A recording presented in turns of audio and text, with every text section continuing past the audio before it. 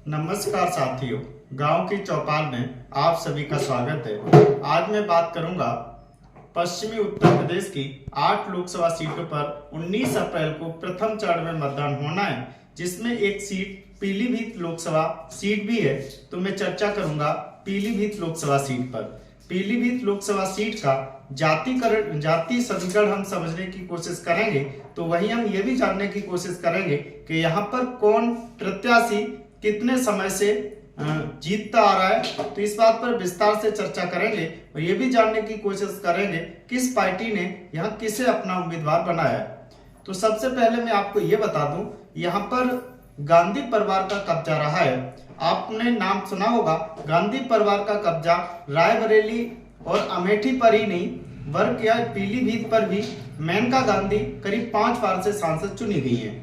तो मैं आपको ये भी बता दूं, मेनका गांधी कई बार कई अन्य पार्टियों के टिकट से चुनाव लड़ चुकी हैं, तब भी वो उम्मीदवार यहां से चुनी गई हैं। तो कई बार वो निर्दलीय चुनाव लड़के पीलीभीत लोकसभा सीट से संसद पहुंचने का उन्होंने काम किया है। तो माना जाता है पीलीभीत लोकसभा सीट पर वरुण गांधी यानी कि मेनका गांधी का एक बड़ा वोट बैंक के नाम से जाना जाता है। यहाँ पर उत्तर प्रदेश के अंदर कई बार बहुजन समाज पार्टी की सरकार बनी, तो कई बार समाजवादी पार्टी सरकार बनाने में कामयाब रही, लेकिन ये सभी पार्टियां अब तक अपना पीलीभीत लोकसभा सीट पर सांसद नहीं बना पाई। ये माना जाता है कि एक बड़ा गढ़ माना जाता है और यहाँ पर वो हमेशा से करीब 30 दशक से लगातार यहाँ पर उनकी राजनीति सक्रिय रही और लोग उन्हें अपना सांसद मानते रहे। तो इस बार 2009 में ये मेनका गांधी ने अपनी सीट खाली की, यहाँ से अपने बेटे वरुण गांधी को सांसदी का चुनाव लड़ाया और वो यहाँ से चुनाव जीते भी। लेकिन इस बार वरुण गांधी का टिकट बीजेपी ने काट लिया है। तो माना जा रहा है वरुण गांधी का टिकट कटने के बाद यहाँ जो एक तरीके का जो वरुण गांधी के साथ जो मतदाता था, थोड़ी सी नाराजगी देखने के लिए मिली है।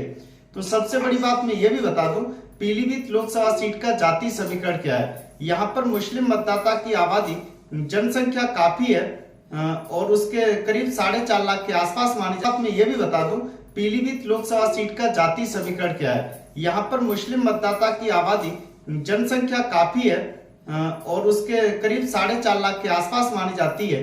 तो ये कुर्मी बहुल सीट भी मानी जाती है। कुर्मी मतदाताओं की संख्या करीब यहाँ 2 लाख के आसपास है।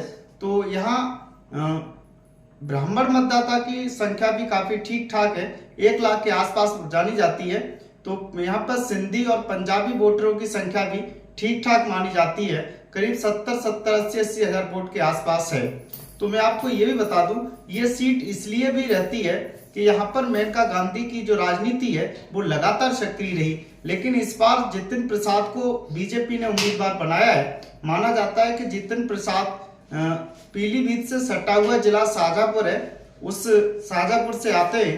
तो ये देखना होगा कि इस बार समाजवादी पार्टी ने अपना प्रत्याशी भगवत सर गंगवार को मैदान में उतारा है, तो वही बीजेपी ने जितिन प्रसाद को उतार करके यहाँ जो मुकाबला है इस बार आपको कड़ी फाइट देखने के लिए मिल सकती है। माना जाता था अब तक पीलीभीत में एक तरफा जीत होती थी, लंबे समय से यही जो लंबे समय से एक तरफा जीत होती चली आ रही थी। कई बार लोकसभा के चुनाव हुए और उसमें माना जा रहा था 50% वोट एक तरफ होता था और 50% वोट में ही बंटवारा होता था। लेकिन इस बार की जो लड़ाई है वो काफी दिलचस्प देखी गई। माना कि प्रधानमंत्री जी की यहाँ पर अभी रैली हुई, हाल ही में वहां वरुण गांधी उस रैली में शामिल न हुए, तो इसका भी प्रभाव आपको देखने के लिए मिल सकता है। तो इस बात को लेकर के चर्चाएं भी पीलीभीत में काफी गर्म है। तो मैं ऐसी सही और सटीक जानकारी के लिए आप हमारे चैनल को सब्सक्राइब और शेयर करते रहिए।